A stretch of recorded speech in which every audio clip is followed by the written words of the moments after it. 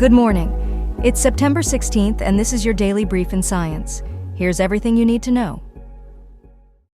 Nile tilapia, a vital species in aquaculture, is primarily produced in China, which accounts for 20% of the global supply. Recent advancements in aquaculture practices are critical as the industry faces challenges like environmental degradation and disease outbreaks.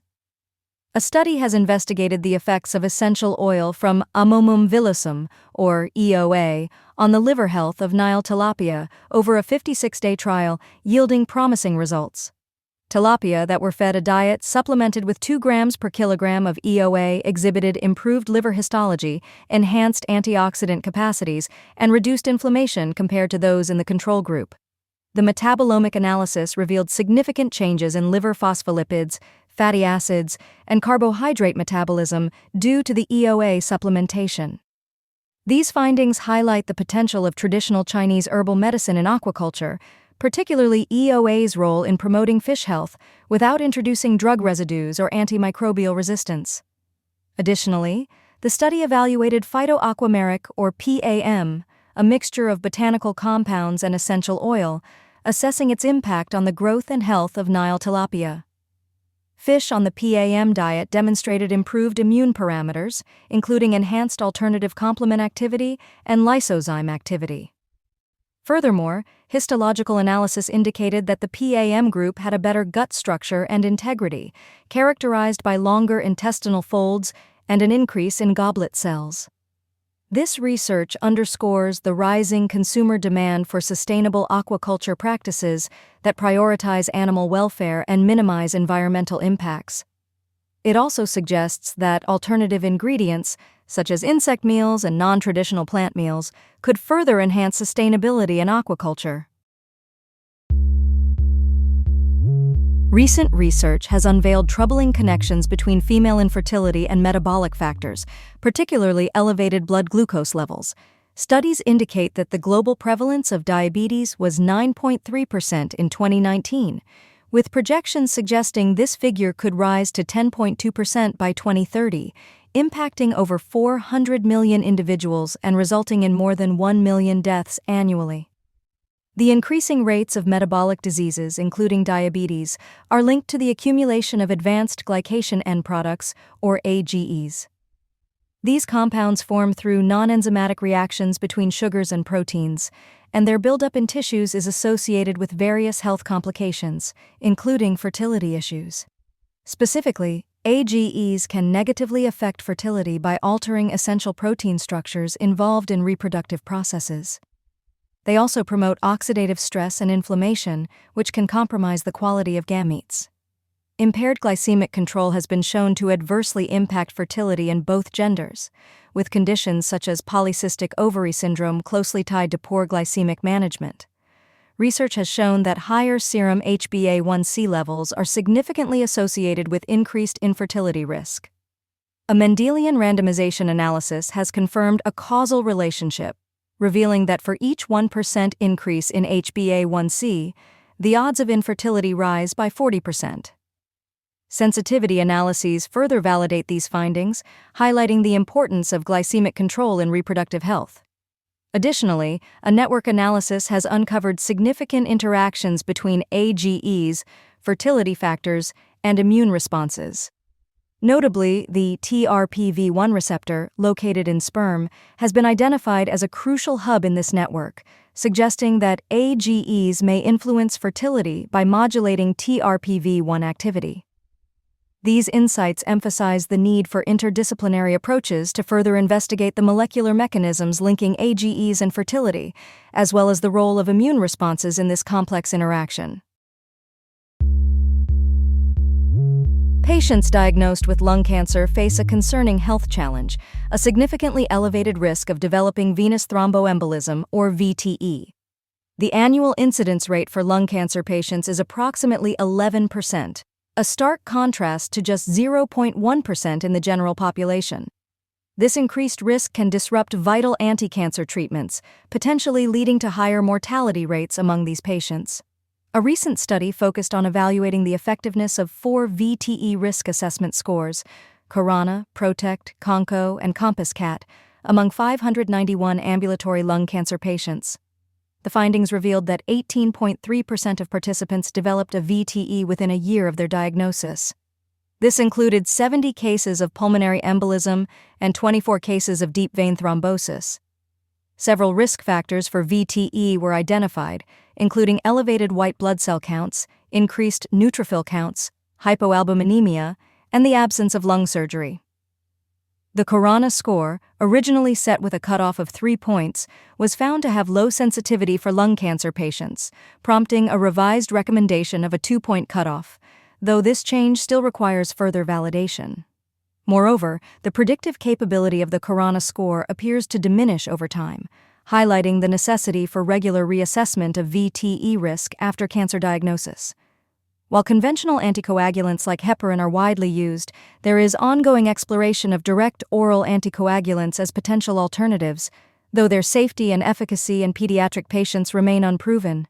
In pediatric oncology, thromboembolism presents a significant complication, influenced by various factors including cancer type and treatment regimens. Children with cancer have a 30-fold increased risk of developing thromboembolism compared to their peers in the general pediatric population, despite advancements in survival rates for pediatric cancer. The lack of specific evidence-based protocols for managing thromboembolism in pediatric oncology underscores the urgent need for ongoing research into effective prevention and treatment strategies. Researchers have made significant strides in the extraction of valuable aromatic aldehydes, including vanillin and syringaldehyde, from acidic aqueous solutions. They synthesized 9 eutectic systems, focusing on 13 specific solvent compositions to optimize this process. The study highlights the use of aqueous two-phase systems, or ATPS, which utilize acetonitrile and deep eutectic solvents formed from choline chloride and various carbohydrates. This method is noted for its effectiveness in extracting and purifying phenolic compounds, emphasizing the industrial potential of these eco-friendly solvents. The findings reveal that deep eutectic solvents, or DES, can provide sustainable alternatives to traditional solvents, underscoring their role in achieving environmentally friendly extraction processes. Among the tested solvents, the FEDO mixture demonstrated remarkable extraction efficiency, achieving 93.08% for p-hydroxybenzaldehyde, while vanillin and syringaldehyde reached efficiencies of 93.37% and 90.75%, respectively. Fe-based solvents outperformed those based on choline acetate, indicating their superior performance in this application. The research also indicates that adjusting the molar ratios of choline chloride and carbohydrates in the DES significantly affects phase separation and compound recovery efficiency. A TPS formed with DES exhibited larger biphasic regions compared to those created solely from choline chloride and carbohydrates, suggesting enhanced hydrophilicity. Binodal curves generated at 25 degrees Celsius and 0.1 megapascal were used to evaluate the effectiveness of DES against traditional ATPS. Phenolic compounds such as caffeic acid and vanillin showed preferential migration to the acetonitrile-rich phase, with recovery rates ranging from 53.36% to 90.09%. Extraction efficiencies were measured using high-performance liquid chromatography, with mutual solubility assessed through Karl Fischer titration and total organic carbon analysis. The ability of DES to form ATPS is influenced by the number and type of hydroxyl groups in the hydrogen bond donor compounds. A recent study has introduced a promising non-invasive diagnostic method for endometrial cancer using urinary fluorescence spectroscopy. This technique presents a practical alternative to traditional biopsy methods, which can be invasive and uncomfortable for patients. The research involved analyzing urine samples from 77 patients diagnosed with endometrial cancer, 23 patients with benign uterine tumors, and 96 control patients. By employing advanced machine learning techniques, researchers identified spectral markers that effectively differentiate between control, benign, and malignant cases. The findings revealed that fluorescence ratios could serve as prospective diagnostic markers for endometrial cancer, providing a solid foundation for future research and clinical applications.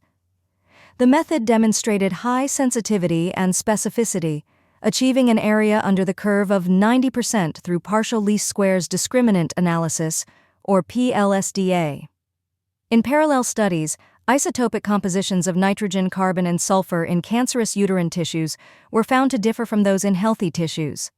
However, the lack of correlation between tissue isotopes and serum isotopes indicates that while isotopic composition may reflect tissue conditions, it does not serve as a reliable, non-invasive diagnostic biomarker. Despite the potential of isotopic analysis, no systematic differences related to cancer malignancy grades were observed, suggesting limited prognostic value. The study also highlighted the significant role of glutamine metabolism in the metabolic changes associated with endometrial cancer. With the increasing incidence of this type of cancer, the need for efficient and comfortable diagnostic techniques is becoming more critical. Overall, these findings suggest that while isotopic compositions may have potential as diagnostic and prognostic biomarkers, challenges remain in establishing effective markers. This has been your daily brief in science. To read more about these stories, follow the links in the episode bio. You can also subscribe to these updates via email at www.brief.news. For more daily podcasts about the topics you love, visit brief.news/podcasts. Tune in tomorrow. We'll be back with everything you need to know.